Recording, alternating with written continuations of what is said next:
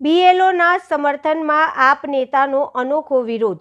રાજ્યમાં હાલ બીએલઓ પોતાની વિવિધ માંગણીઓને લઈને વિરોધ કરી રહ્યા છે, ત્યારે તેમના સમર્થનમાં આમ આદમી પાર્ટીના નેતા વિનોદ શાહ દ્વારા એક આશ્ચર્યજનક અને ઉગ્ર વિરોધ પ્રદર્શન યોજવામાં આવ્યું હતું।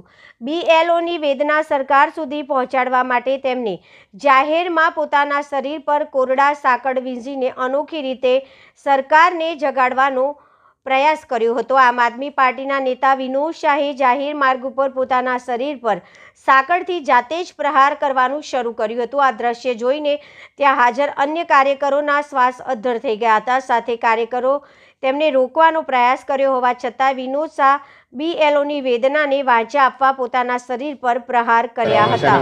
માજલપુર વોર્ડ 17 આમ આદમી પાર્ટી ઇન્દ્ર કોમ્પ્લેક્સ પાસે આજે બીએલઓના સમર્થનમાં અમે ઉતર્યા છે, કારણ કે છેલ્લા 4 દિવસમાં 4 બીએલઓના ગુજરાતમાં મૃત્યુ થયા।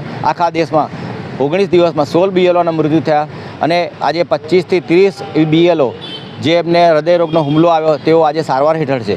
તો અમારા ભગવાન એવા મોદીજી, આજે આમ આદમી પાર્ટી અમે મોદીજીને ભગવાન માનીએ છીએ અને એવા ભગવાન શ્રી 108 મોદીજીને નમ્ર અપીલ છે અમારી કે તમે બીએલઓની કામગીરી સરળ બનાવો, જેથી બીએલઓ ઉપર શારીરિક માનસિક કોઈ ભારણ ના આવે અને જેનાથી લોકોના હૃદયરોગના હુમલા ના થાય। કારણ કે આ પ્રક્રિયા એટલી અટપટી છે, જેના લીધે મતદાન મથકોમાં, બૂથ મથકોમાં આપણે વોટરો અને બીએલઓ વચ્ચે ખૂબ જ ઉગ્ર બોલાચાલી થવાથી તેમના બીપી વધી જાય છે અને બીપી વધી જવાથી એમને હૃદયરોગનો હુમલો થાય છે। કઈ રીતે વિરોધ કરવાનો?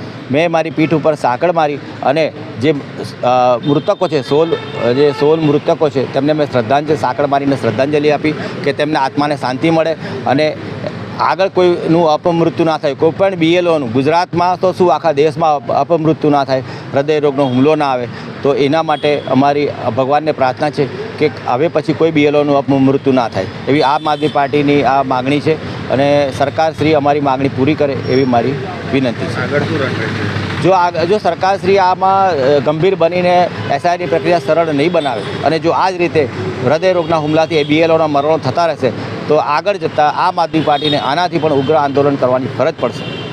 શું નામ? વિનોદ શાહ, આમ આદમી પાર્ટી।